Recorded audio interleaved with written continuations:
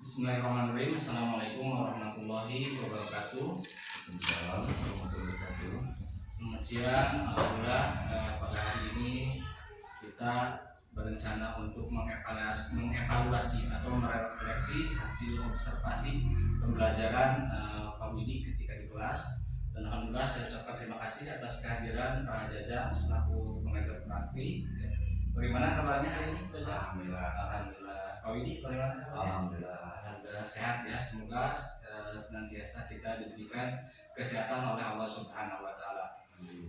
Baiklah, tujuan kita untuk percakapan hari ini adalah kegiatan coaching yang dimana tujuannya adalah ingin mengevaluasi atau merefleksi hasil kegiatan pembelajaran atau observasi kelas ketika kemarin ya.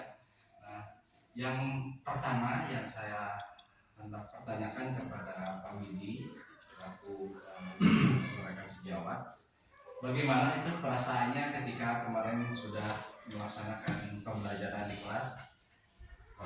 Perasaan saya sangat luar biasa ya, banyak pengalaman baru yang dapat diambil dari mulai sebelumnya sama Pak Agus berdiskusi bagaimana menciptakan kelas yang interaktif, terus menyesuaikan antara kebutuhan peserta didik sesuai dengan minat dan gaya belajarnya. Ini sangat luar biasa, pengalaman baru juga bagi saya. Alhamdulillah ya, berjalan dengan baik ya, sesuai harapan ya. Alhamdulillah. Oke, nah dari kegiatan pembelajaran tersebut kan sebelumnya ketika observasi Ya. kita telah membahas tentang yang hendak dicapai ya gitu, sasaran atau perkembangan apa gitu yang akan ditargetkan gitu. Nah, kalau dibuatkan skala itu ya, skala 1 sampai 10 itu posisi Pak Widi ini ada di skala berapa tuh? Tingkat ketercapaiannya gitu ya. Ketercapaian ketika pembelajaran Iya, gitu ya. betul. Area pengembangan gitu yang tercapainya kan kalau diskalakan 1 sampai 10, kira-kira ada di posisi berapa itu Pak Widi? Kalau dari proses pembelajaran kemarin, saya mungkin di skala 80 dari 10. 88 atau dari 10 ya, Ya. 80 dari 100 gitu ya. Oke. 80. Ya. Oke, udah bagus, luar biasa ya, sudah baik, itu sudah berkembang, sudah tercapai. Nah, kira-kira itu hal baik apa sampai di angka 8 tersebut gitu, di skala 8 tersebut yang Pak Widi lakukan gitu selama pembelajaran? Apa saja tuh hal praktek baik tersebut? Dari awal mungkin ya, pertama dari pembiasaan budaya positifnya juga kemarin anak-anak alhamdulillah meningkat. Dari awalnya cenderung peduli atas sama temannya, dari kolaboratifnya, komunikasinya juga. Jadi alhamdulillah meningkat signifikan. Alhamdulillah yang diambil. Ya. Terus yang lain dari selain budaya positif gitu? Selain dari budaya positif mungkin dari interaktif. Yang awalnya sebelum saya berdiskusi dengan Pak Agus, siswa saya cenderung pasif. Mungkin karena malu, belum percaya diri, mungkin tidak sesuai dengan gaya belajarnya. Setelah saya berdiskusi kemarin saya menemukan ternyata beberapa anak itu gaya belajarnya misalkan gaya visual, auditory atau kinestetik. Karena saya juga berpikir bagaimana untuk mengintegrasikan antara metode atau medianya gitu supaya anak itu terpancing, terstimulus gitu, supaya berani untuk mengungkapkan pendapatnya seperti itu. Berarti Aldo sudah mengakomodir gitu ya, mengakomodir kebutuhan peserta didik atau gaya belajar peserta didik gitu. Sesuai yang kemarin berarti mudah menerapkan pembelajaran berdiferensiasi. Betul sekali. Budaya positif, diferensiasi ya. Oke, ada lagi hal lainnya mungkin yang paling penting dari yang tercapai gitu ya. Yang tercapai mungkin karena dari teknis. Sebelumnya saya belum membedakan mana siswa yang kemampuan kognitifnya yang tinggi, yang menengah, yang rendah. Setelah kemarin berdiskusi dengan Pak Agus, alhamdulillah saya bisa mengelompokkan kelompoknya tentunya heterogen, Betul. menyampurkan antara kemampuan tinggi dan menengah dan rendah, sehingga anak itu silih asa silih asuh berkolaborasi, sehingga output untuk besar dari hasil belajar gitu. Dari awalnya untuk asesmen akhir sebelumnya itu untuk mencapai KKM itu di bawah 50%.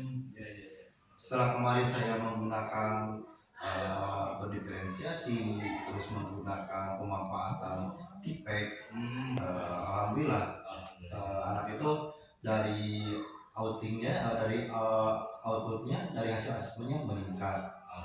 Walaupun belum 100%, tapi ada peningkatan sebanyak 20%. Dari sampai di angka 8 gitu ya. Betul. Saya senang mendengarnya. Ya semoga itu konsisten ya Pak Willy ya. Amin. Kita selalu menggali gitu Pak, menggali potensi tadi. Nah dari keberhasilan tersebut ya ada kan 2 skala lagi buat ya, 2 poin lagi. Betul. Nah itu saya mungkin dikatakan itu tantangan ya atau hambatan gitu ya. Nah kira-kira tantangan hambatan apa ketika Pak Willy melaksanakan pembelajaran sehingga masih menyisakan 2 skala lagi ke 1-10 misalnya, apa coba? Mungkin saya ambil 2 poin saja Pak Agus. Yang pertama, walaupun tadi ada peningkatan dari hasil belajarnya, dari asesmen formatif peserta didik ada 20%, tapi di situ saya kurang puas Pak Agus. Saya maunya minimal paling kecil itu ada 90%. Ada peningkatan dari segi kognitifnya. Dari mulai mungkin peserta didik saya hanya beberapa saja yang bisa memahami sampai C3. Saya maunya sampai C4, kalau bisa sampai C6 gitu. Ya itu. Terus yang kedua mungkin dari keterampilan berbicara. Hal ini mungkin bisa dilihat karena saya baru pertama kali dapat ide dari Pak Agus, dan pertama kali saya juga menerapkannya di kelas. Mungkin butuh tindak lanjut Pak Agus. Pembelajaran yang seperti kemarin. Kalau sebelumnya kan kalau sebelumnya kan saya tidak membedakan mana anak yang berkemampuan yang tinggi, yang menengah, rendah. Kalau kemarin saya kolaborasikan antara tinggi, menengah, dan rendah itu, sehingga ada kolaborasi dari kemampuan heterogen itu, terjadilah stimulasi antara anak yang kemampuan rendah dibantu oleh yang menengah, dan yang menengah dibantu oleh kemampuan intelektual sampai tinggi macam tutor gitu. Tutor sebaya seperti itu bagus. Dan mungkin untuk kosakata di cara mengkomunikasikan, utamanya di presentasi itu mungkin anak saya, peserta didik saya kurang percaya diri. Jadi masih ada beberapa. Meskipun 80% sudah betul. komunikatif gitu ya, semua terpancing gitu ya, terangsang dengan gaya belajar atau model pembelajaran diferensiasi itu, tapi masih ada betul. Itu terutama dalam mungkin kemampuan bicaranya, bicara. Mungkin ini disebabkan dan kepercayaan diri juga. Mungkin ini disebabkan jumlah populasi kelas juga yang begitu banyak. Kebetulan di kelas saya itu ada 37 orang. Ini kan sangat luar biasa untuk penindakannya, adjustmentnya gitu. Seperti itu. Oke, baik, itu berarti yang menjadi tantangannya ya. Betul. Ketika kita misalkan dihadapi dengan tantangan atau hambatan tersebut, ada langkah-langkah apa tindak lanjut gitu dari pembelajaran yang nanti akan dikembangkan lagi gitu. Oh iya. Mungkin langkah selanjutnya saya akan semakin sering lagi berdiskusi dengan Pak Agus. Kemarin alhamdulillah berkat luar biasa gitu. Pun sangat senang mendengarnya. Betul. Dapat ide-ide yang baru gitu. Kemarin diskusi saya akan melakukan tindak lanjut, bisa menemukan ide-ide terbaru. Terus saya juga akan mencoba menerapkan pembelajaran yang memanfaatkan TPEC, media digital, utamanya untuk keterampilan berbicara itu lebih di media pembelajaran mungkin. Kalau menurut saya mungkin. Maka ke depan saya akan membuat sebuah media pembelajaran yang sifatnya interaktif atau MPI. Kalau saya kan lulusan pembatik. Di PM itu ya. Maka membuat media pembelajaran interaktif, kemudian metode dan pendekatan juga yang lebih tepat lagi, mungkin yang lebih sifatnya kontekstual, lebih mengaitkan dengan permasalahan-permasalahan umum, mungkin dengan sesuai dengan kehidupan sehari-hari mereka supaya lebih gampang ya. Bagus, ini sangat luar biasa. Saya senang mendengarnya ya, menggunakan template, kemudian juga dari pembatiknya juga nanti bisa dicoba diterapkan dan terutama konsistensi ya. Iya betul, itu yang paling penting. Kontinuitas dan kesinambungan, karena memang ini diferensiasi itu baru dicoba ya. Baru dicoba, ya. Baru sangat luar biasa, itu saya sangat senang sekali. Nah, kira-kira setelah barusan ada tindak lanjutnya gitu ya, atau pengembangan yang berikutnya akan diterapkan, kapan ya kira-kira Pak Widi akan menerapkan pembelajaran tersebut di kelas? Secepatnya mungkin ya. Mungkin saya akan melakukan pembelajaran tindak lanjut ya, adjustment tindak lanjutnya mungkin minggu depan. Karena kan saya juga harus melakukan ini dulu diagnostik kognitif sama non kognitif juga. Saya akan siapkan dari sekarang untuk selanjutnya. Nanti kalau udah diagnostik saya bisa menentukan capaian pembelajaran, tujuan pembelajaran sampai tujuan pembelajaran itu, termasuk pendekatan metode dan strateginya. Oke, bagus. Saya senang sekali mendengarnya. Semoga dimudahkan ya. Amin. Yang terakhir nih, komitmen apa coba dari Pak Widi atau tanggung jawab Pak Widi untuk terus mengawal pembelajaran tersebut sampai ada di titik misalkan 100% atau 90% gitu ya. Apa coba ininya, komitmennya gitu ya?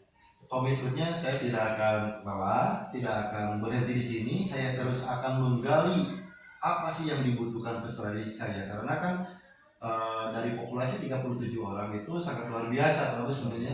Mungkin saya akan lebih mendalami lagi apa sih minat, bakat dan gaya belajar mereka, sehingga saya bisa menyesuaikan materinya seperti apa, terus tingkatannya sampai mana, terus level kognitifnya sampai mana, terus metode, model dan pendekatannya juga saya bisa menyesuaikan, termasuk gaya belajarnya. Mungkin ada peserta didik yang lebih suka kinestetik, mungkin saya akan memberikan kinestetik itu, dan mungkin yang lebih baik itu saya itu bisa mengintegrasikan antara kinestetik dan auditory dan visual, misalkan seperti itu. Saya integrasikan supaya menjadi satu gitu. Oke, luar biasa Bu Widi. Semoga senantiasa diberikan kemudahan dan kelancaran. Terima kasih telah berbagi informasi pada kesempatan hari ini dari kegiatan coaching ini. Semoga ujungnya kita pada tujuan, yaitu peningkatan kualitas pembelajaran pada peserta didik bisa tercapai. Amin. Saya ucapkan terima kasih atas waktunya. Semoga sehat selalu Pak Widi. Saya juga ingin mengucapkan terima kasih banyak sama Pak Agus berkat ada coaching atau mentoring ini. Sebelumnya saya itu hanya mindset untuk mengajar sebagai pendidik itu hanya mengajarkan di level kognitifnya saja, tanpa memperhatikan kayak gayanya, minatnya. Padahal kalau kita telusuri lagi, antara anak satu dan anak dua itu kebutuhan belajarnya masih berbeda. Sehingga kita harus bisa menyesuaikan. Berkatnya ada diskusi kemarin, ada coaching kemarin, ada mentoring kemarin sama Pak Agus, saya lebih menjaga, ternyata seperti ini. Kita itu mengajar bukan hanya mengajar pengetahuan saja, mengajar ke kelas, memberikan media pembelajaran, menonton video udah gitu ya. Ternyata masih banyak sekali yang perlu digali gitu untuk keberhasilan para peserta didik ini. Alhamdulillah ya, dari sangat memberikan manfaat gitu ya dari kegiatan coaching. Sangat bermanfaat. Terima kasih. Mudah-mudahan kita selalu tidak pernah putus asa atau tidak pernah kita mengurungkan atau mengurangi semangat kita selalu semangat untuk kegiatan selanjutnya untuk kepentingan tadi. Terima kasih sekali lagi. Sama-sama. Assalamualaikum warahmatullahi wabarakatuh. Waalaikumsalam. Selanjutnya saya kembalikan kepada Bapak PP Pak Jajang. Barangkali ada tambahan atau misalkan ada semacam masukan gitu ya, opini, tanggapan atau feedback gitu ya dari kegiatan coaching hari ini. Oke, terima kasih. Assalamualaikum warahmatullahi wabarakatuh. Terima kasih pada kesempatan ini. Saya sebagai observer barusan melihat proses coaching yang dilaksanakan oleh Pak Agus terhadap rekan sejawat. Itu silakan yang saya lihat Pak Agus sudah menerapkan sesuai weekend penilaian yang sudah diterapkan.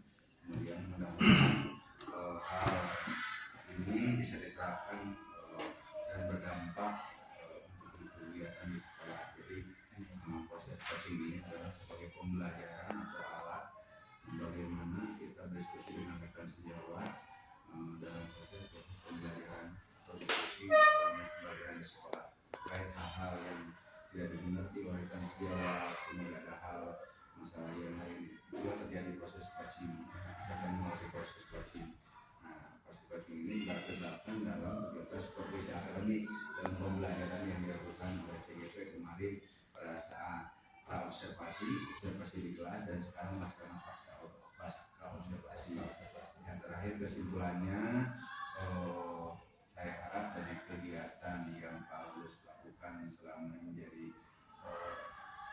kemarin menjadi coach terhadap coach yang dilakukan oleh rekan sejawat itu bisa menjadi nilai positif baik bagi Pak Agus maupun rekan sejawat di sekolah. Ini tidak hanya oleh Bapak sebagai pengambil sejawatnya, tapi untuk rekan yang lainnya juga terkait kalau misalnya ada kendala pembelajaran yang ada di kelas atau di sekolah. Itu saja yang mungkin bisa saya sampaikan.